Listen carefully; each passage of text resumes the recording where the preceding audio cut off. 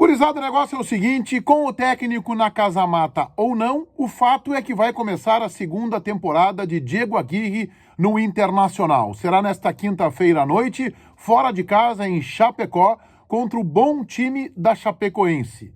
E começa com um desafio: 8 jogos em 30 dias. Inclui pela frente um clássico Grenal e os 2 jogos eliminatórios das oitavas de final da Libertadores da América contra a Olímpia. Os outros 6 jogos do Campeonato Brasileiro para dar tranquilidade ao clube ou mostrar realmente que o Internacional é clube para se envolver com a parte de baixo na tabela. A gente fala sobre isso neste vídeo, tô rodando a vinheta e tô deixando o convite para que tu faça a inscrição aqui no meu canal.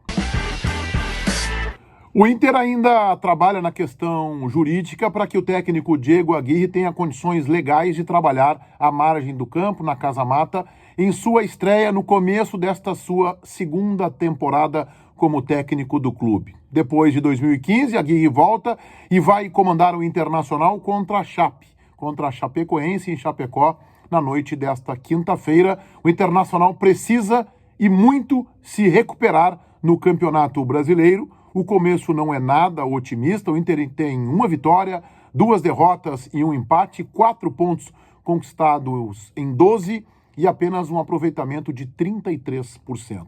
O Aguirre começa e já tem um desafio pela frente. Serão a partir de agora desse jogo contra a Chape, 8 partidas num curto período de 30 dias.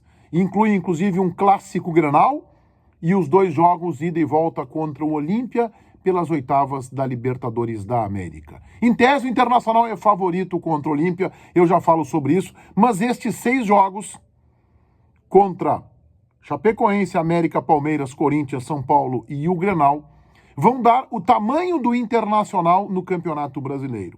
Se o Inter continuar com uma pontuação baixa, com este aproveitamento insuficiente, se preparem, porque o Internacional viverá todo o Campeonato Brasileiro acompanhado de uma calculadora e vai estar na parte de baixo na tabela. Do outro lado, o Inter começa agora a se recuperar, chega com confiança para o enfrentamento com os grandes, que vão começar esses jogos em seguida. O Inter teve apenas um time grande pela frente e foi batido no Beira-Rio pelo bom time do Atlético Mineiro. O Internacional poderia, se tiver uma arrancada a partir do jogo contra a Chapecoense, quem sabe, se equilibrar, ganhar confiança para enfrentamentos mais difíceis. Me acompanhe. O Inter pega nesta quinta-feira a Chapecoense fora. E no domingo à noite encara o América Mineiro também fora de casa. O Inter tem a obrigação de vencer um dos 2 jogos, de voltar pelo menos com 3 pontos, preferencialmente com 4 pontos. Depois, na quarta-feira, dia 30, o Inter encara o Palmeiras dentro do Beira-Rio. E aí começam os confrontos a partir do Palmeiras, de uma sequência de 4 jogos contra equipes grandes, ainda que uma delas não esteja se comportando como tal. Palmeiras na quarta-feira, dia 30. Depois o Corinthians no sábado, dia 13 de julho, em São Paulo, fora de casa. Depois na quarta-feira, dia 7, o São Paulo no Beira-Rio. E depois, ou 10 ou 11 de julho, o Grenal, primeiro deles no Campeonato Brasileiro, fora de casa, porque acontece na Arena.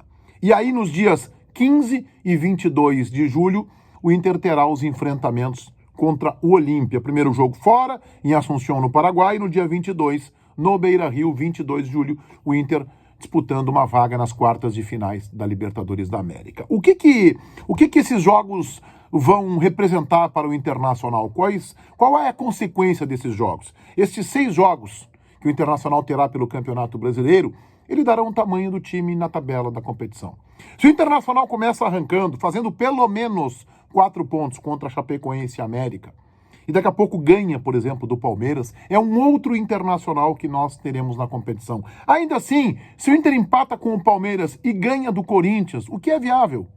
O que é viável pelo que o Inter já jogou nessa temporada fora de casa? O Inter ganha, o Internacional já mostra um outro tamanho na competição, para depois encarar o São Paulo no Beira-Rio com boas perspectivas de vitória e depois sim um jogo difícil, o Grenal na Arena, o mais difícil de todos os compromissos, tem uma rivalidade, tem o fato que o Grêmio tem vencido muito mais clássicos do que o Internacional nesses últimos 2 anos, o Grêmio vence, empata e eventualmente perde um, como foi o de janeiro, com o Abel no Campeonato Brasileiro, mas o Grêmio tem vencido.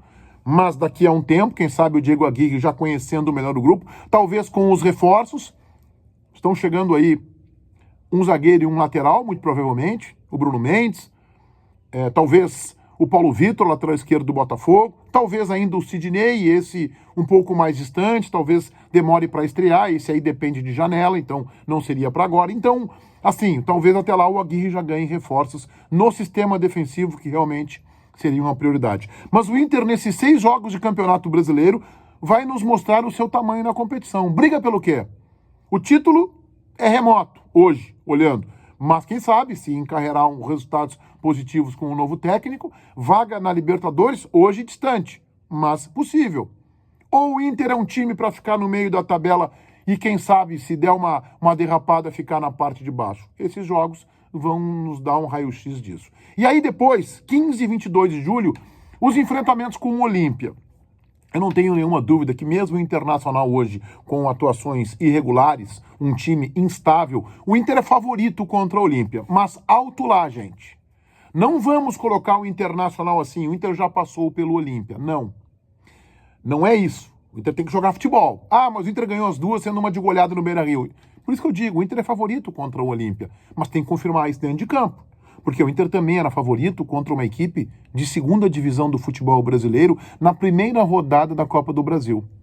E esse time alijou o Internacional daquela competição que era um dos objetivos, daquela competição que talvez fosse o caminho mais fácil para a Libertadores do ano que vem e o caminho mais curto para uma retomada de títulos na temporada. É imperdoável que o Internacional tenha sido eliminado da Copa do Brasil na primeira rodada para o Vitória. É inaceitável isso e por isso, inclusive, que o técnico foi demitido e toda a sua comissão técnica acabou sendo implodida.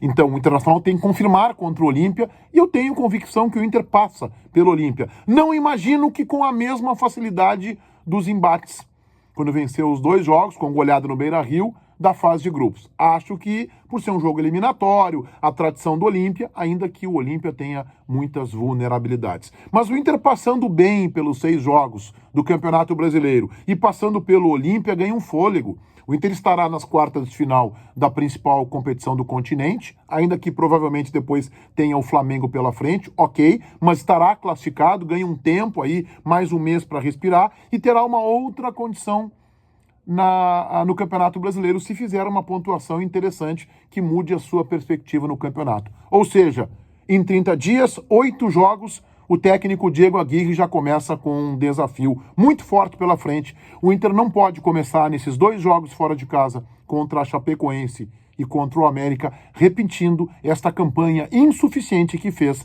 na arrancada do Campeonato Brasileiro. O momento da recuperação é agora e obrigatoriamente tem que começar nesta quinta-feira. Se inscrevam no meu canal, ativem as notificações. Gostando dos meus vídeos, deixem aí o like. Feitoria, gurizada. Vai, um abraço.